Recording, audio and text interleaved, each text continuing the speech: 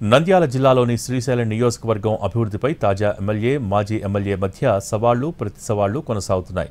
నియోజకవర్గం అభివృద్ధిపై ఎమ్మెల్యే బుడ్డా రాజశేఖర్ రెడ్డి విసిరిన సవాలుకు మాజీ శాసనసభ్యుడు శిల్పా చక్రపాణిరెడ్డి స్పందించారు.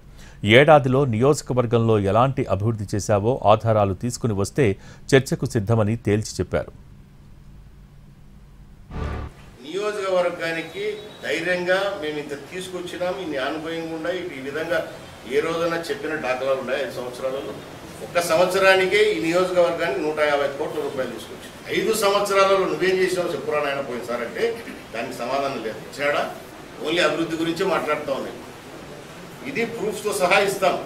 చక్రపాణి రెడ్డి కూడా పంపించండి, వాళ్ళ జగన్మోహన్ రెడ్డి కూడా పంపించండి. నియోజకవర్గంలో ప్రజలు మనల్ని నమ్మి మనకు అవకాశం ఇస్తే ప్రజలకు మనం ఇచ్చిన మాటలు ఏ విధంగా నిలబెట్టుకోవాలి, వాళ్ళకి ఏ రకంగా మనం సేవ చేయాలి అనే బాధ్యత ఉండాలి. నంబర్ 1 అవినీతిలో చంద్రబాబు నాయుడు అత్యంతలేసిన నీకు ఇంకా జ్ఞానం రాలే. 150 కోట్ల అభివృద్ధి అంట 5 ఏళ్ళది ఇప్పుడే చేసేసినాడు. సార్ రాజశేఖర రెడ్డి, నీకు కళ్ళుండి కనపడకపోతే నేనేం చేయలేను. నేను ఇక్కడ చూపించాల్సిన అవసరం లే, నేను చర్చ పెట్టుకోవాల్సిన అవసరం లే.